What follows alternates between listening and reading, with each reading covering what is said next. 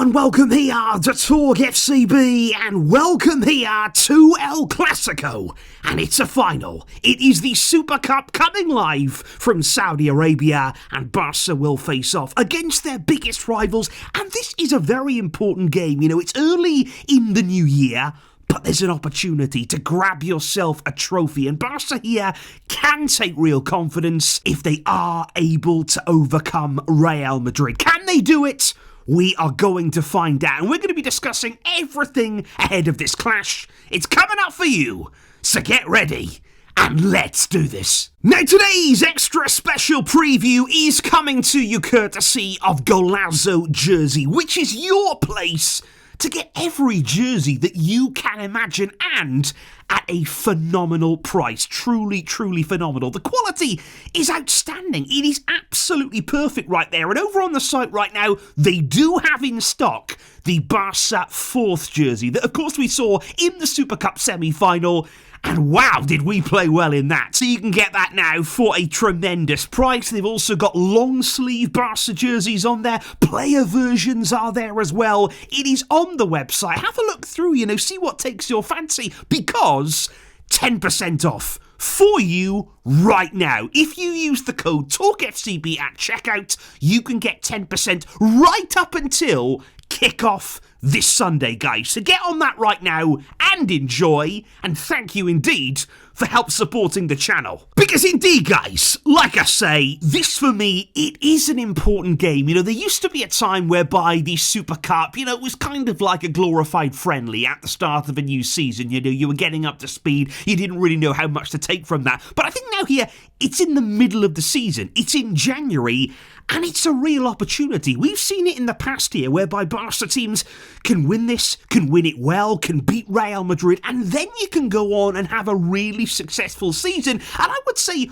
on the side of Barca here, it's about delivering in a big game. So far this season, we've already lost one Clasico, and that was a poor performance. That was a really, really bad display away at Real Madrid. I think we've got to put that right. There's a real responsibility here to respond to that kind of loss. There's also the time, of course, where we were outplayed by Paris Saint-Germain on home soil.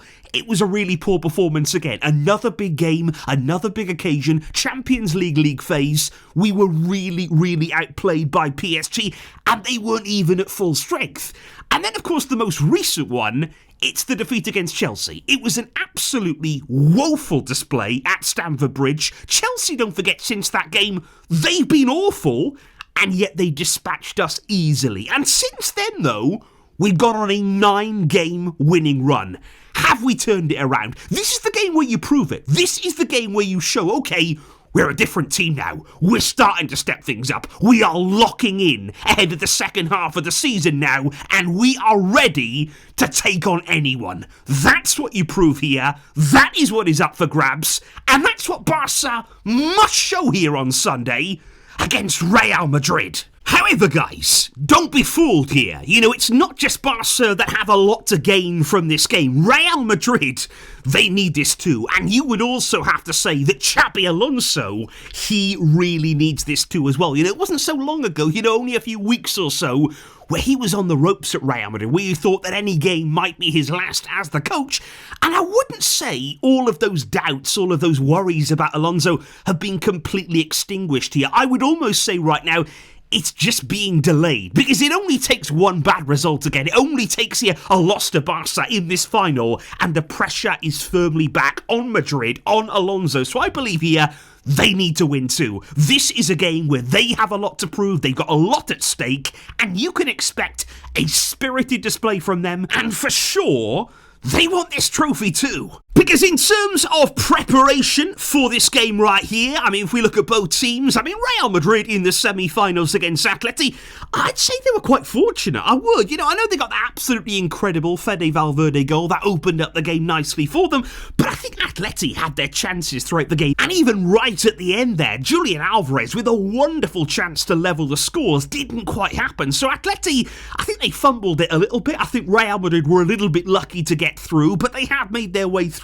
to the final. But what's interesting here is that Barca have had one extra day of rest, of preparation ahead of this game. They also had, don't forget, the entire second half of their semi-final to prepare as well. We were able to take our foot off the gas. We were able to make a number of changes there, just coast our way through the second half against Athletic. And the reason why we were able to do that, we were phenomenal in the first half. I mean, the way we're coming into this game, off the back of that performance, it was incredible. The level of finishing, the confidence running through every single player, it was outstanding. But I think the only thing you'd say off the back of that is, as good as it was, as exciting as it was, as amazing as the goals were, it was Athletic Club.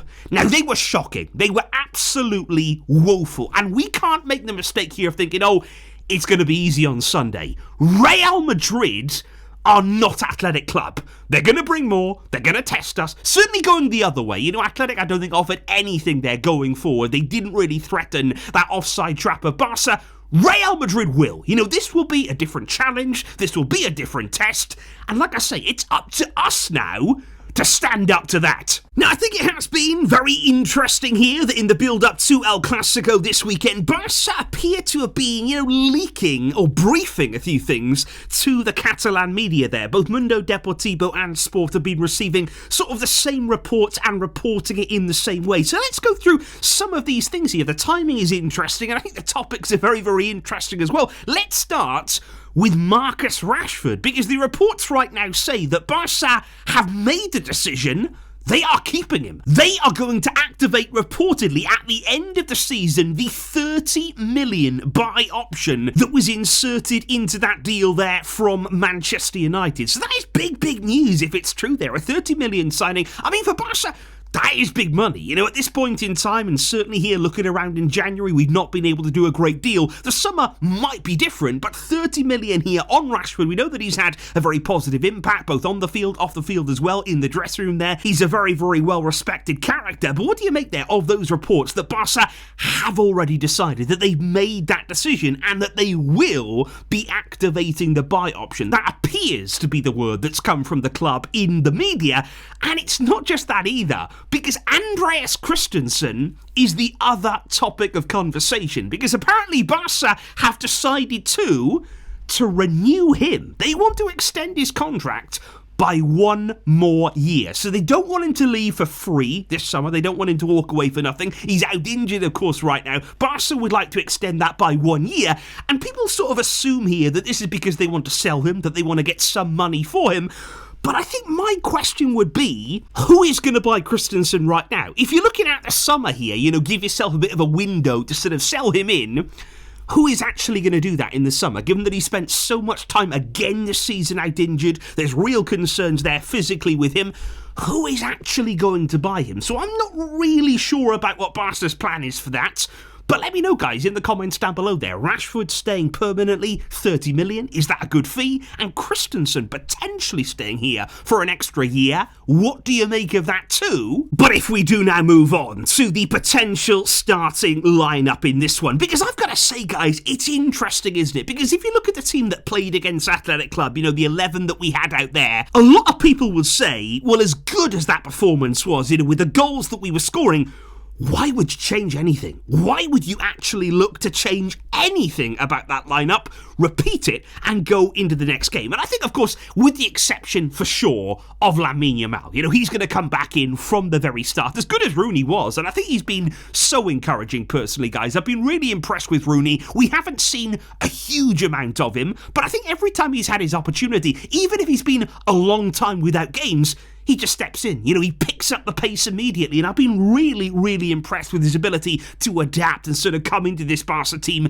and not be overawed by the players around him, by the pressure on his shoulders. That's really, really good to see.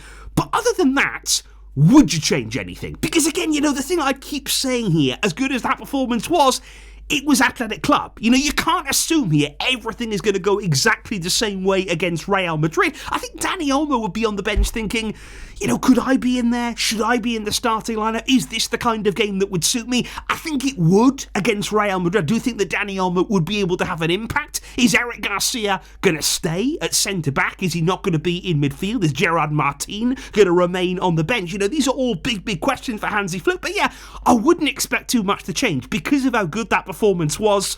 But can we replicate it? And especially here, looking at the finishing, can we do that again? You know, we haven't seen this Barca team, to be fair, be that clinical in front of goal for a long, long time there. Players getting chances, players dispatching them, and some of the finishes were absolutely emphatic. Can lightning strike twice?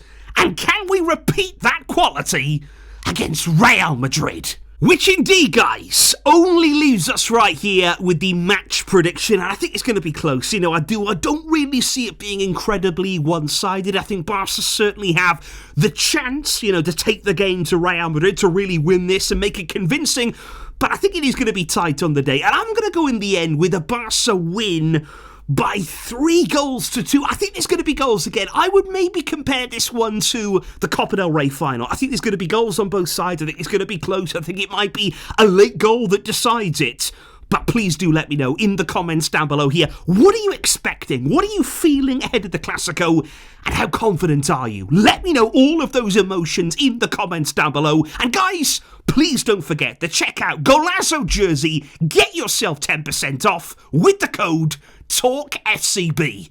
I will see you after the game tomorrow. What a game it will be. But until next time, as always, Veshka El Barça.